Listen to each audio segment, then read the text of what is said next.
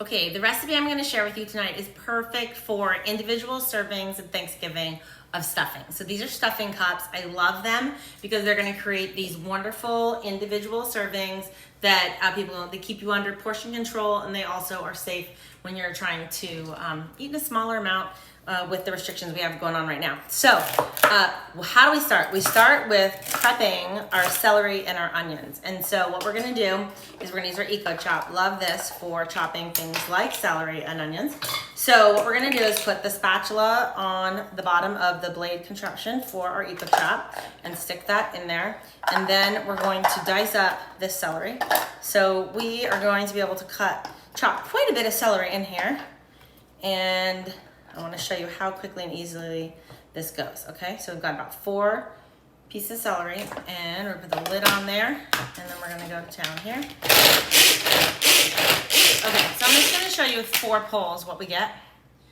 But because I like my celery diced up really well, we're gonna go a few more pulls. Think about the time you're saving, you guys, not having to chop that up, and you cannot chop it that well with a knife, okay? So this recipe calls for 1 cup of diced celery. We've got our magnetic measuring trio here, and what I'm gonna do, just make sure, pretty sure it's about a cup, but for the sake of teaching you guys how to make these, I'm going to measure them. In all honesty, you can be a little off when you're cooking. When you're baking, you wanna be exact, but that's close enough. We've got a little bit left in here. I love our set of 2 mini spatulas for scraping out the EcoChop. It just fits really nice in those grooves there. So we've got 1 cup of celery chopped nicely. Now we're gonna do our onions. We're gonna do 1/2 cup of onions. So we got an onion here, a small onion. I'm just gonna cut this. This is our Santoku chef knife. I love this also. Great when you are needing a chef knife, but oh my goodness, how much I love this EcoChop. Great gift item for anybody looking for the perfect gift for someone this holiday season. Okay, so onions, let's go. So we're gonna pull 4, and then I wanna show you what it looks like, just so you guys see how amazing that EcoChop is. Now we're gonna dice it up really well, okay?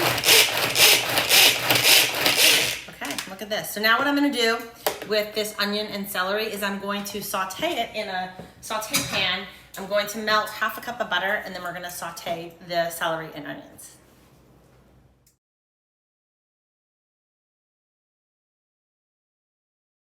Okay, the onion and celery have been sauteing for about 5 minutes.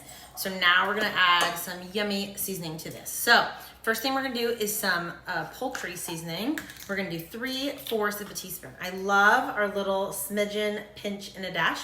So the dash is 1/8, and then we have 1/16 and 1/32. You might think you're never gonna use them, but you actually will.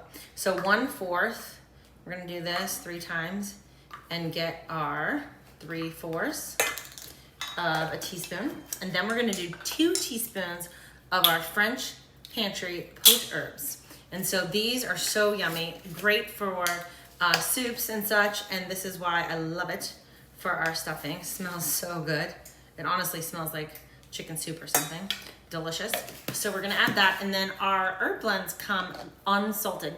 So we're gonna add a little bit of salt and pepper just to bump up that flavor. Now we're gonna be using some chicken broth in here, and there's already a lot of sodium in there as well. So you kind of can taste it and see if you need to add more or less. So we're just gonna kind of play with it a little bit, and then we're gonna stir that up and see how beautiful that looks.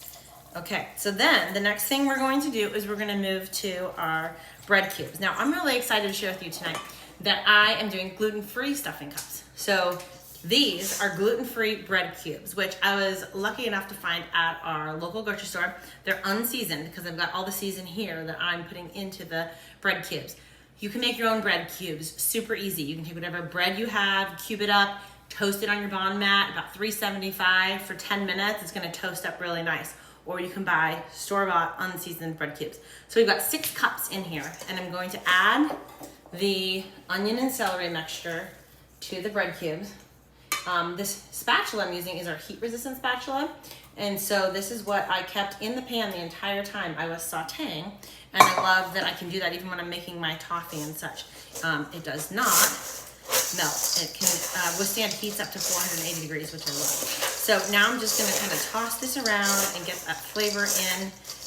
coated evenly. And now I've already measured out 2 cups of chicken broth. So we're gonna add that to our mixture here and give it the moisture. The really cool thing about FlexiPan and your stuffing cups, you guys, is that you don't have to add a bunch of moisture. I think a lot of people are so used to a traditional stuffing cup or stuffing where you have to consistently add chicken broth to keep it moist.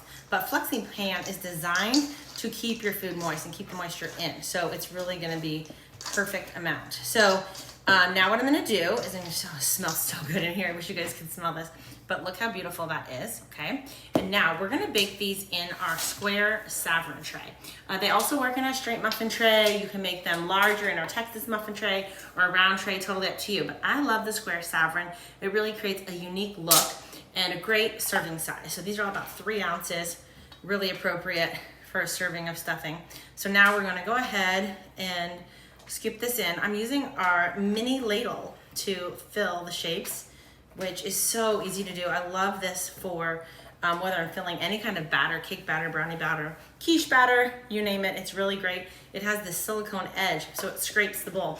So in this case, it doesn't really matter, but if I'm doing a batter and I wanna get every last drop in the stainless mixing bowl, then I can do that with these. So I'm just gonna keep skipping this in, which is so fun. You can see there's a lot of broth in there. It's gonna cook in as we cook these stuffing cups. You wanna fill them, okay? We're gonna use the octagonal bond mat to press them down. You could also do this same recipe in one large mold and create a one-shape stuffing. But again, I really like the individual sizes. It's great portion control, but really great for nowadays with everybody trying to do these individual servings. And it's great because if you're only cooking Thanksgiving for 3 or 4 people, then you can share this with somebody or you can freeze it for later, which is great. Last year, I made a bunch of stuffing cups for Thanksgiving in different cooking classes and we froze them and you can enjoy them for several months to come, which is really great. Okay, so then once you have each cup, pack them as full as you can get, honestly, you guys.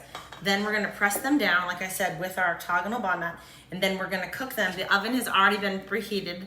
It's at 375 degrees, and I'm gonna cook these for about 25 or 30 minutes and just kind of watch them, but you can see a little bit more on that one.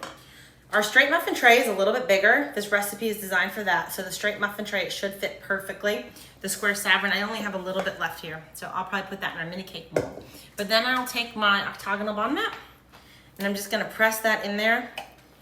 And then we're gonna pop it in the oven for 25 to 35 minutes. Okay, the stuffing cups are out of the oven.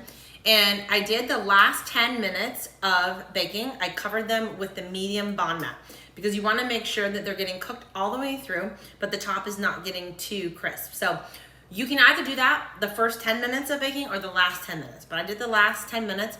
And then I like to keep them covered until I'm ready to serve them so that they will keep the moisture in and also stay warm. So let me show you how beautiful these turned out. Okay, so here we go. Oh my gosh, is that incredible? How fun is that gonna be served with Thanksgiving meal or any just family dinner night, but your individual stuffing cups.